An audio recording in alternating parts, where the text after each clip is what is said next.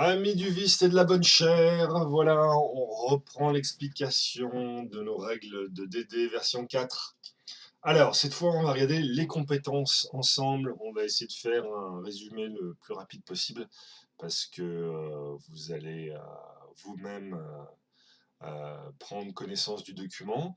Voilà, donc je vous ai fait un petit résumé. Donc, vous avez les compétences, donc dites acrobatie, arcane, athlétisme, bluff, connaissance de la rue. Bon, je ne vous les fais pas toutes. En dessous, vous avez donc la caractéristique qui correspond à chaque fois. Donc, ces caractéristiques, pourquoi? Parce que vos niveaux de dextérité avec le bonus autour du niveau. Hein, si vous avez 18, vous avez plus 4. Si vous avez 10, vous avez 0. Ça vous indique quels vont être vos modificateurs de caractéristiques. Voilà. Donc, chaque compétence correspond à une caractéristique. Hein. Les arcanes, ce qui est la magie, correspond à l'intelligence, l'acrobatie à la dextérité, le bluff au charisme, l'athlétisme à la force, voilà, connaissance de la rue au charisme, diplomatie au charisme. Hein. Donc, logiquement, il est logique de choisir des compétences qui correspondent à des caractéristiques qu'on a le plus possible élevées, parce qu'on aura beaucoup plus de chances de réussir ces jets de compétences. Euh, on voit par exemple, je prends l'exemple de cascade. Donc, quand on fait, par exemple, si on veut se balancer un lustre, sauter par-dessus un adversaire, on dit le maître du donjon fixe un DD. Donc, le DD, c'est pas Didier Dunant, hein, c'est le degré de difficulté. Voilà. Le minimum, par exemple, pour une cascade, c'est 15. Hein, si vous ne réussissez pas à faire 15, et ben, vous tombez. Voilà. Et c'est tout simple. Alors, comment vous allez calculer vos compétences Alors, vous avez ce qu'on appelle un bonus de base. Donc, comment calculer ce bonus de base? C'est très simple.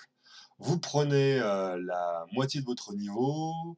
Donc, quand vous débutez, vous avez 1, ça sera 0. Quand vous passez au niveau 2, ça fera 1. Quand vous passez au niveau 4, ça fera 2. Quand vous passez au niveau 6, ça fera 3. Bravo, vous êtes fort en maths. Le modificateur de caractéristiques. Alors, si par exemple j'ai 18 en dextérité, tout ça pareil en acrobatie, j'aurai donc plus 4 en modificateur de caractéristiques. Plus je vais monter de niveau et plus je vais rajouter des niveaux à mes caractéristiques, et plus forcément je vais progresser aussi sur mes compétences. Et alors, si vous avez donc des formations de base, hein, donc vous choisissez, donc à chaque fois, alors je vais prendre un exemple, parce qu'un exemple c'est très parlant. Le guerrier, on a les formations de compétences, donc au niveau 1, ils disent choisir 3 formations de compétences dans la liste ci-dessous. Athlétisme, connaissance de la rue, endurance, intimidation, soins. Donc le guerrier peut choisir un de ces 3. Ils vont en choisir 3, et donc il aura, sur ces 3-là qu'il aura choisi, il aura plus 5, parce qu'on est en bonus pour être formé. Donc si je prends l'exemple de notre guerrier qui a 18 de force, celui-ci va se retrouver donc niveau 1, donc 0, modificateur de caractéristiques plus 4, et bonus si vous êtes formé, plus 5. Donc notre guerrier, au niveau 1, il aura déjà plus 9, et donc, à chaque fois qu'il devra faire, par exemple, une cascade, alors non, dans ce cas-là, on va dire, parce que c'est en force, pour l'escalade, s'il doit monter une échelle, bon, bah, ça c'est facile, corde pareil, mais par exemple, s'il doit grimper sur une caverne, il faudra qu'il fasse 15. Donc, il part déjà avec 9. Bon, c'est plutôt pas mal. Maintenant, il peut peut-être avoir un malus sur le niveau donc, de son armure. Hein, pour grimper, s'il a une grosse armure à plaque, c'est pas forcément facile. Maintenant, il peut peut-être avoir des bonus s'il a des bottes magiques ou autre, on ne sait pas. Donc à ce moment-là, de toute manière, il part avec 15, on va dire, peu importe son malus, mais il devra faire un lancer de dés très faible, hein, avec le dé de 20, pour réussir à grimper. Voilà. Par contre, quelqu'un qui part avec une toute petite force, qui n'a pas de bonus parce qu'il n'a pas été formé sur l'athlétisme, lui, il part donc avec 0. On va dire qu'il a Il a 12 en force, donc il a 1. Donc il devra faire, lui par contre, il doit réussir un sacré jet de dés pour réussir à grimper. Voilà. Donc, typique. En plus, on voit que si notre guerrier, c'est un guerrier drakéide, quand il va choisir... pardon, quand il va choisir... S'il choisit l'histoire et l'intimidation, il aura plus 2. Et donc, plus 2 en intimidation. Voilà. Donc, ça, c'est les caractéristiques que vous devez regarder dans votre race et dans votre classe pour rentrer vos compétences. Voilà, voilà. Donc là, à chaque fois que vous allez choisir, vous allez voir, il y a... Donc, si je prends pour l'acrobatie, donc c'est plutôt pour le rôdeur ou le voleur. Hein. Donc quand même, pour le voleur, c'est quand même bien qu'ils prennent l'acrobatie. C'est pas mal aussi qu'ils prennent le larcin. Hein. Et puis soyons clairs, par exemple, pour le magicien, il a arcane d'office, hein, ce qui paraît totalement légitime. Et puis après, il doit choisir d'autres compétences. Je crois que notre magicien me demandait s'il pouvait choisir soin pour un magicien. Eh ben, je sais pas si c'est possible. Il faut regarder sur la règle si les magiciens peuvent le faire. Eh ben non, ils peuvent pas. Voilà, donc problème résolu. Alors, voilà, donc votre liste est là-dessus. Donc après, ben, vous regardez. Alors, des fois, il y a des tests opposés, hein. Ça c'est intéressant. Ça, par exemple, pour la discrétion. On voit donc la discrétion, c'est quand on essaie de se cacher, hein, forcément, on ne veut pas être vu. Donc, vous allez donc, pour réussir votre test de discrétion, vous allez faire un test de discrétion face à la personne qu'on ne veut pas qui nous voit. Ça sera face à un test de perception. Voilà. Et réciproquement, la perception, pour réussir, pour détecter quelque chose qui est caché et autres, pour déceler des indices, une porte secrète, prendre conscience d'un danger, trouver un piège, suivre une piste, écouter à travers une porte, trouver des objets cachés. Voilà, vous allez donc faire un test de perception face à un test de discrétion. Hein. Bien sûr, si c'est un objet, il n'y a pas de discrétion, donc à ce moment-là, on fait un DD classique, donc un degré de difficulté. Hein. Donc 10, c'est quand c'est à peine dissimulé, 25, c'est quand c'est très bien dissimulé, et c'est 25 plus 2 quand c'est très bien dissimulé, mais dans un endroit un petit peu éloigné, donc de 10 cases. Voilà. Donc perception, très important. Hein. Voleur, ça me paraît super. Mais aussi tout ce qui a des gens qui ont de la sagesse élevée, ils peuvent... ah ouais. Voilà. Donc on a les classes de personnages, qu'est-ce qu'ils peuvent choisir comme caractéristiques. Donc, voilà. Donc après, votre nombre de caractéristiques, il est en fonction de votre classe de personnage. Voilà. Ça peut évoluer au cours du jeu. Ça évolue au cours du jeu. Hein. Alors, ensuite, on a ce qu'on appelle la coopération. Hein. La coopération, c'est vous et vos alliés pouvez collaborer afin d'utiliser une compétence. Tout le monde peut faire le test de compétence et donner des bonus. Hein. Euh, voilà. Donc, si par exemple quelqu'un d'entre vous doit faire un test de compétence et que vous voulez tous l'aider, vous pouvez chacun lancer le dé et faire plus. Et tous ceux qui feront plus de 10 donneront plus de bonus à celui qui doit faire le test de compétence. Hein, ça s'appelle la coopération. Donc ça peut quand même être super intéressant.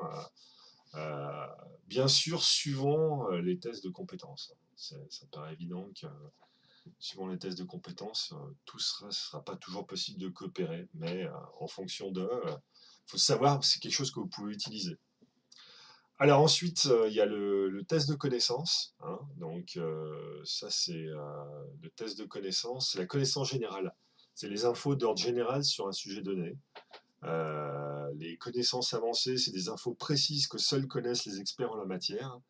Et les connaissances spécialisées, c'est des infos très pointues que seuls connaissent les véritables maîtres en la matière. Donc le niveau, c'est ça, en général c'est 15, avancé c'est 20 et spécialisé c'est 25. Ok? Donc pareil, il y a les tests de connaissance des monstres. Donc quand vous rencontrez un monstre que vous connaissez pas forcément, alors après il y a différents tests de connaissance, hein. Il y a par exemple les arcanes, ça va permettre de faire un test de connaissance des mondes, mais sur tout ce qui est des monstres élémentaires, féeriques et ombreuses.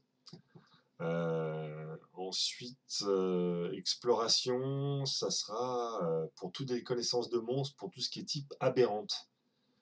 Après, en perception, non, pardon, pas en perception, pour tout ce qui est nature, ça sera connaissance des monstres, mais tout ce qui est monstres, les monstres dits naturels. Et ensuite, on aura tout ce qui est religion, donc on aura les monstres qui sont immortels et morts-vivants. Voilà. Voilà, voilà. Bon, bah écoutez, je vais vous laisser lire les différentes compétences en fonction de vos choix, hein, et puis de savoir un petit peu quelles sont celles qui peuvent vous être utiles, hein. Voilà. Je, je vous laisse choisir en fonction. Voilà. Si vous avez des questions sur les compétences, n'hésitez pas, mais je pense elles sont assez bien expliquées.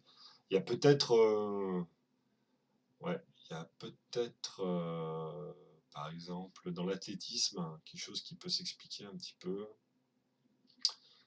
L'escalade, donc c'est l'exemple que j'ai pris tout à l'heure. Par contre, ce qu'il faut savoir, c'est que si vous faites un échec de 4 ou moins, vous restez sur place, mais vous ne chutez pas. Par contre, si vous faites un échec de plus de 5 dans votre lancer, alors là, vous chutez. Donc là, il y a des points de dégâts que vous risquez de, de perdre, hein. Ensuite, ça c'est un tout petit peu plus compliqué, mais on rentrera dans le détail le moment où vous aurez besoin de le faire. C'est les tests de saut en longueur, les tests de saut en hauteur, hein. Donc il y a un petit peu de mathématiques, bon, rien de bien grave, hein, mais il faut faire donc, ce qu'on appelle un test d'athlétisme. Donc pareil, le dé de 20 plus les bonus, enfin, voilà, classique. Ensuite, vous le divisez par 10 s'il n'y avait pas d'élan, et vous multipliez le résultat, donc de la division par 10, par 30 cm. Et là, ça vous donne une idée de ce que vous pouvez, atteindre, hein. J'ai pris un exemple, voilà, 2,40. Ouais. Ah oui, ouais, c'est ça, ouais.